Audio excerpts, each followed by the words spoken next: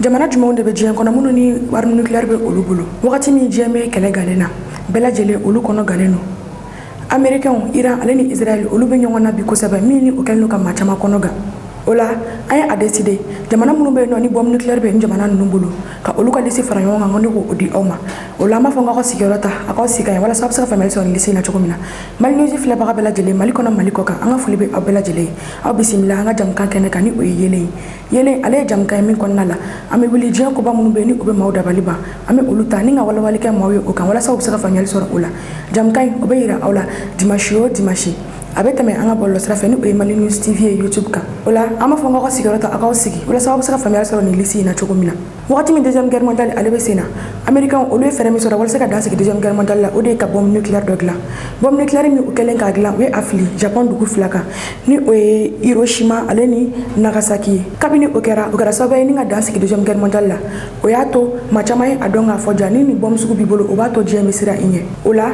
maa caman ye a ɲini ni o ye jamana caman ye olu ye a laɲini ni ka don bombe nucléaire o dilanni na jamana fɔlɔ min ni ale ye bombe nucléaire o dilan a yɛrɛ ye o de ye États-Unis ye États-Unis ale ye a ka bombe nucléaire fɔlɔ o dilan san 1945 nka ni ye États-Unis ta k'a lajɛ ka fara jamana ninnu bɛɛ lajɛlen kan bombe nucléaire sugu minnu bɛ ninnu bolo ni an b'a fɔ o ma ka tipu olu bɛɛ lajɛlen olu bɛ taga ɲɔgɔn na sabula ni minɛn minnu filɛ nin ye a caman ye bombardierw de bombardierw ni olu ye avion ye avion minnu ni bombe bɛ don a kɔnɔ ni ka taga fili fo ka taa se sous-marins ma sous-marins ni olu ye bateau ye minnu ni olu bɛ ka ji jukɔrɔ ni sous-marin nucléaire ninnu fana olu bɛ se ka u to ji jukɔrɔ ni ka bombe olu fili ni ka taa sanfɛ ka taa dugu wɛrɛ o frappé ni a ye fo ka taa se frigadiw ma frigadiw o fana bɛ nin minɛn olu la o la États-Unis min filɛ nin ni ale bɛ jɔyɔrɔ fɔlɔ la nin liste in na bombe nucléaire da hakɛ min bɛ États-Unis bolo o de ye 500 ale ni 50 ye ni ye États-Unis ta k'a lajɛ a ka bombe nucléaire min ni o puissance ka bon ni a ka bombe nucléaire bɛɛ lajɛlen ye a bɛ fɔ o ma ko B83 États-Unis ka nin B83 ale fana ni u y'a utiliser a puissance ka bon kosɛbɛ min ni o bɛ se ka frappe kɛ diɲɛ fan caman na jamana filanan min ni o ye a ka bombe nucléaire o dilan a yɛrɛ o de ye Russie ye Russie ale a ka bombe nucléaire fɔlɔ o dilan san 1949 Russie ka nin bombe nucléaire ninnu filɛ ni ale fana ye a fili a taw u cɛnin ka bon kosɛbɛ minnu ni u bɛ se ka fili ka bɔ diɲɛ dugu kelen kɔnɔna la a bɛ se ka dugu fan dɔ in gosi ni ka tila ka fan dɔ in o fana gosi ni a ye ni u ye a fili n'i ye Russie ta Russie ka bombe nucléaire hakɛ min bɛ Russie bolo bi o de ye den 4,400 ani den 50 ye Russie ka bombe nucléaire min ni o ka farin ni a ka bombe nucléaire bɛɛ ni a puissance ka bon ni a ka bombe nucléaire bɛɛ lajɛlen ye o de ye R28 Sarma ye ni u b'a fɔ a ma ko Satande o Satande min filɛ nin i n'a fɔ aw tulo bɛ a la cogo min na ni ale ko ale bɛ gosili kɛ ale bɛ se ka dugu kulukutu kelen ka o de dɔsi ɲɔgɔn fɛ o la Russie ka nin bombe ale puissance ka bon kosɛbɛ sabula ni ale ye a fili a cɛnni ka bon kosɛbɛ n'an bɔra Russie jamana sabanan o de ye Royaume-Uni ye Royaume-Uni ni ale ye jamana 4 o de faralen ɲɔgɔn kan a bɛ fɔ o de ma ko Royaume-Uni ni o ye Angleterre Écosse Pays de Galles ale ni Irlande du Nord ni jamana 4 faralen ɲɔgɔn kan a bɛ fɔ o de ma ko Royaume-Uni arme nucléaire min bɛ Royaume-Uni bolo bi o de ye den 200 ani den 50 ye ni ye Royaume-Uni ta k'a lajɛ missile Trident 225 o de ye ale ka arme plus puissante ye arme puissance ka bon ni ale ka arme bɛɛ lajɛlen o faralen ɲɔgɔn kan ye jamana 4nan o ye Faransi ye Faransi ale a ka arme nucléaire fɔlɔ o dilan yɛrɛ ye min ni o kɛra san 1960 ni ye Faransi ta bi k'a lajɛ arme nucléaire da min bɛ Faransi bolo o ye den 200 ani den 90 ye fɛn min ye missile M51 o de puissance ka bon ni Faransi ka arme nucléaire bɛɛ lajɛlen bi min bɛ a bolo jamana 5nan o ye Chine ye Chine ale a ka arme nucléaire fɔlɔ fana o dilan san 1964 arme nucléaire da min bɛ Chine bolo bi o ye den 400 ani den 10 ye Chine ka arme nucléaire min ni o puissance ka bon ni a ka arme nucléaire bɛɛ lajɛlen o ye DF41 Chine ka DF41 min filɛ nin ye ni ale ye a fili a bɛ se ka tiɲɛni kɛ fo Amérique du Nord fan dɔ la fo ka taa se Europe ma wa a bɛ se k'a to Chine de k'a fili fo ka taa tiɲɛni kɛ ni jamana ninnu olu kɔnɔna la n'i ye Chine ale ni Faransi ta k'a lajɛ Chine ni Faransi ale bɛ farafasiya sabula i b'a ye k'a fɔ Faransi ale ye a ka arme nucléaire o sɔrɔ san 1960 Chine ale a ta sɔrɔ san 1964 san 4 de bɛ ni jamana fila ninnu olu ni ɲɔgɔn cɛ u ka arme nucléaire fɔlɔ olu sɔrɔli la nka n'i ye Chine ta k'a lajɛ bi arme nucléaire da hakɛ min bɛ Chine bolo bi o tɛ Faransi bolo ni jamana 5 minnu ni olu bɛ liste in kun fɔlɔ la olu de ye TNP signé TNP ni ale ye traité sur la non prolifération des armes nucléaires ye o TNP min filɛ nin ye ni jamana ninnu olu ye nin signé TNP min ni ale signé na san 1961 1988 ni tempe mi ale sena o de ni jamana duru munu be no o ye accord min ni u ka arme nucléaire u ka bombe nucléaire u yo o glani mi ka o secret dugu wala sa jamana wɛrɛ olu ka na se ka ni secret ɲini ni ka arme nu olu gilan u fana ye ɲani ni accord ale ka don bala jamana dɔ o y'a sɔrɔ olu y'u ka arme nucléaire o gilan u yɛrɛ ka ban ni o jamana dɔ ye Inde ye Inde ale bɛ lisi jɔyɔrɔ 4nan na min ni ale kɛra jamana 6nan ye k'a ka arme nucléaire o gilan a yɛrɛ ye Inde ye a ka arme nucléaire o gilan a yɛrɛ ye ni o kɛra san 1974 arme nucléaire dakɛ min bɛ Inde bolo bi o ye den 170 ye ni Inde ka arme nucléaire olu ta k'a lajɛ fɛn min ye missile AIV o de puissance ka bon ni Inde ka arme nucléaire nu olu bɛɛ lajɛlen sabula a ka AIV min filɛ nin ye ni ale a fili a bɛ se ka tiɲɛni kɛ fo Asie dugukolo dɔw kan fo ka taa se Europe fan dɔw ma a bɛ se ka olu bɛɛ lajɛlen frappé ni ale ye i to a Inde kaw fɛ ni ka a fili o la a ka ni AIV min filɛ nin ye ale puissance ka bon kosɛbɛ ni ale ka arme nucléaire bɛɛ lajɛlen jamana 7nan min ni o bɛ nin lisi kɔnɔna la o de ye Pakistan ye Pakistan ale a ka arme nucléaire o gilan a yɛrɛ ye min ni o kɛra san 1998 Pakistan arme nucléaire min bɛ ale bolo bi o ye den 160 ye fɛn min ye missile Shaheen 3 ye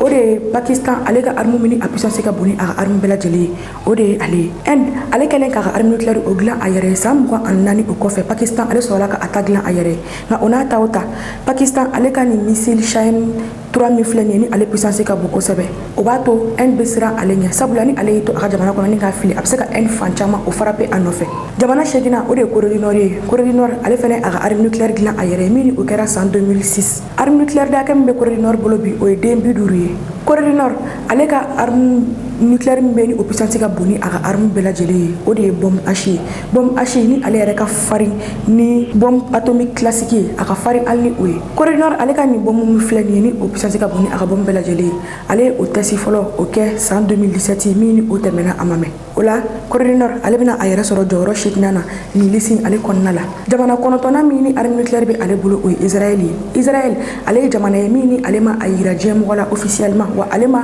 kasi kɛ a ma essayer kɛ k'a yira k'a fɔ ko arme nucléaire o bɛ ale bolo nka rapportw ye min yira ale ni analyse olu ye a yira k'a fɔ arme nucléaire o bɛ Israël bolo bi Israël ka arme nucléaire o bɛ taga fo den 80 de la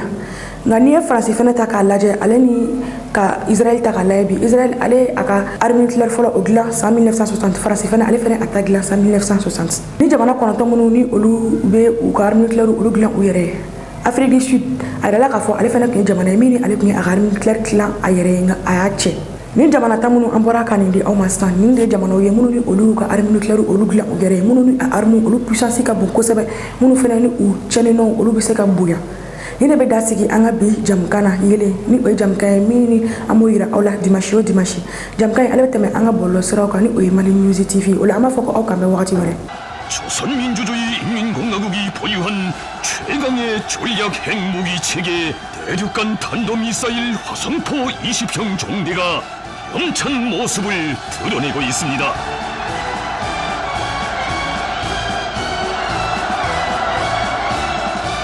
행성이 무겁게 진동하고 있습니다. 이에 추적을 겨냥하여 당중앙의 발사 명령만을 기다리고 있습니다.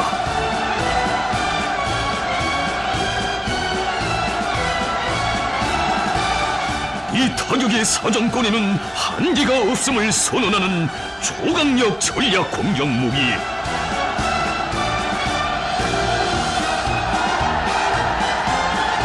자전과 번영 미래를 위하여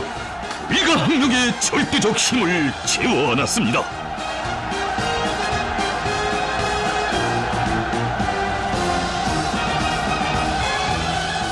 강자의 배심으로 10월의 광장은 더욱 뜨겁게 열광하고 있습니다. Parmi cet arsenal, il y a l'effrayant RS-28 Sarmat, surnommé Satan II par l'OTAN, la plus grosse arme intercontinentale jamais conçue. Selon les autorités russes, son rayon d'action dépasse les 10 000 km. Il pourrait détruire un territoire d'une taille égale à la France. Mais comme les pays disposant de la puissance nucléaire, Moscou s'en sert avant tout comme une force de dissuasion. Ces armes dévastatrices risquent désormais d'être déployées en dehors de la Russie. L'allié biélorusse vient de réformer sa constitution en autorisant la présence de missiles nucléaires sur son sol.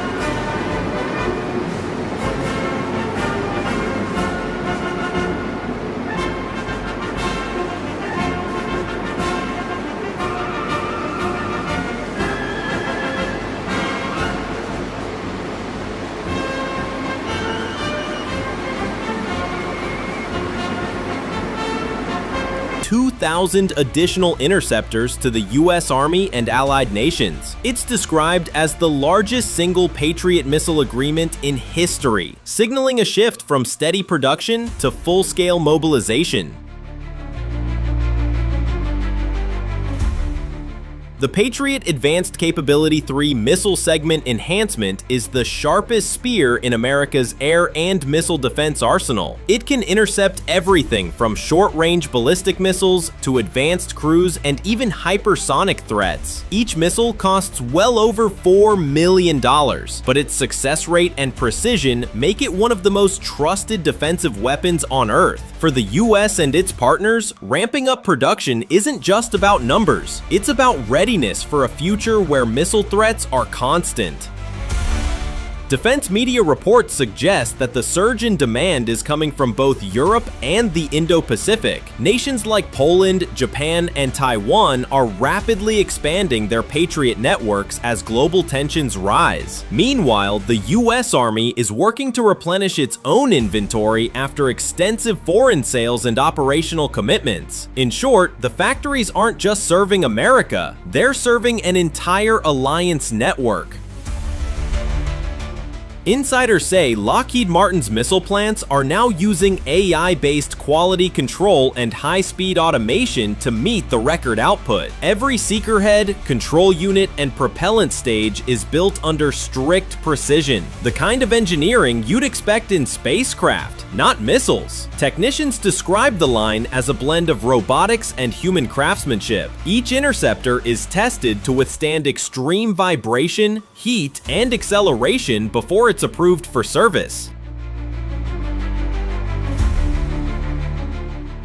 At the same time, another American defense giant has begun construction on a new radar manufacturing facility in Massachusetts. The project, valued at more than $50 million, will focus on building next-generation sensors for the US Army's lower-tier air and missile defense sensor, the radar that will replace the aging Patriot system. Defense analysts say this radar can track faster, smaller, and stealthier threats, giving the US and its allies a major edge in detection and interception. Put it all together, and 2025 looks like the start of a new industrial era for US defense manufacturing. After years of supply chain issues, labor shortages, and political hesitation, the Pentagon has shifted gears. The focus now is speed, scale, and self-reliance, producing advanced weapons not just for war, but as a show of technological dominance. The world is watching, and so are America's rivals.